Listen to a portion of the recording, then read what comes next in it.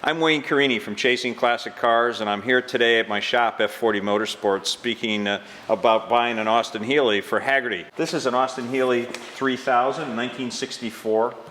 Really great shape. This is a driver quality car. But there's lots of things to look for when you're buying a collector car. An Austin Healey is one in particular that you really have to be cautious of rust. You got your quarter panel here. The quarter panels are actually bolted to this car and then bolted underneath here. So once you take that structure off, you got to make sure the underside structure, the frame member of the car, is in great shape.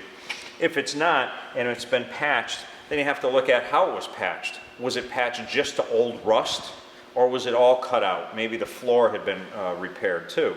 So that's one thing you really should look for in an Austin Healey.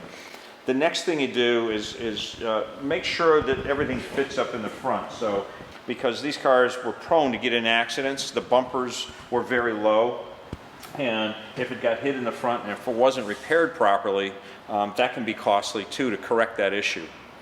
You know, by shaking the wheel, that'll also give you an idea about the wheel bearings on the car, to make sure that those are tight. That's one thing that people don't normally service. These are also wire wheels with knockoff hubs, and sometimes people will hit them on and they're afraid to really give it a good slam. And it's always a good idea whenever you're taking a long drive in a car like this is to go around, just take the knockoff hammer, give them a bang once or twice to make sure the wheels are on tight, because they've been known for the wheels to get loose, and then you're driving along and could be a problem with the wheel coming off the car. Another problem Healey's had was the exhaust system. Now, the car is very low to the ground. The exhaust system hangs very low on the ground, and then it's prone to getting caught on curbs or as you're pulling in and out of a driveway. In the later Healeys with the roll-up windows, if you have the windows rolled up and the exhaust is coming and it's just under your feet, it can be a problem. You know, you can get poisoned as you're driving down the road. So when the exhaust is correct on the car, there's nothing like the sound of an Austin Healey as it's going through the RPMs and you're going through the shift pattern. With an Austin Healey, you have triple carb and you have dual carb, so they can be very tricky to set up. So if you go for a test drive in a car, make sure that the carburetors aren't popping as you accelerate. That can be adjustment of the air mixture with carburetors, but also it can be a distributor problem. Another thing is these were built with an overdrive, so it had a 4-speed transmission with an electric overdrive. A lot of people put in a very high viscosity transmission oil in the car, and the overdrive unit will not work with that high viscosity. And it's very important in a car like this because the RPMs can stay up in the 35 to 4,500 RPM range when you're only going 60 miles an hour. With the overdrive though, it really works well, drops the RPMs to somewhere around 3,000 RPMs at 60 miles an hour. It makes it more of an enjoyable driving car. One of the big things too is when you're buying an Austin Healey or any car, you've got a great gauge on the dash. It's the oil pressure.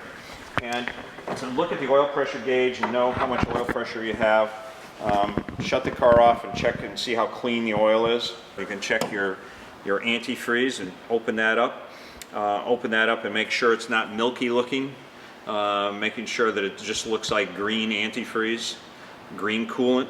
Because if it looks milky, that means that you got some oil contamination within the system. There could be a blown head gasket or a leaking head gasket where oil is mixing with the coolant. So if that's the case, just remove the cap, make sure the car's cooled down, look inside, nice green antifreeze in here. That way there you know that you don't have any problems like that. And then also checking the dipstick and making sure that the oil is a nice golden brown color. And that way there you know that it's not being mixed with any coolant, because if it is, you'll get a milky looking oil in the car. Another thing too is what we look at is the valve cover gasket, making sure that that's not leaking, because it can go down onto the exhaust manifold and smell of oil. This one is very nice and clean. The head is the same color as the valve cover, this green color that Austin Healeys were painted. So it's always very easy to check and see if there's any oil coming out of that. This inside here is something you really have to look at, you know, for your inner structure.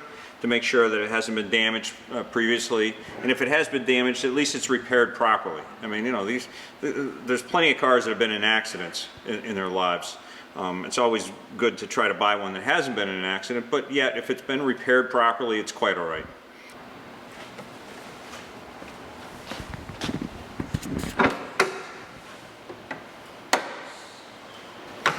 You know, what you should really do though, if the car looks great to you and it checks all the boxes off for all the issues that I was talking about, is take it for a test drive.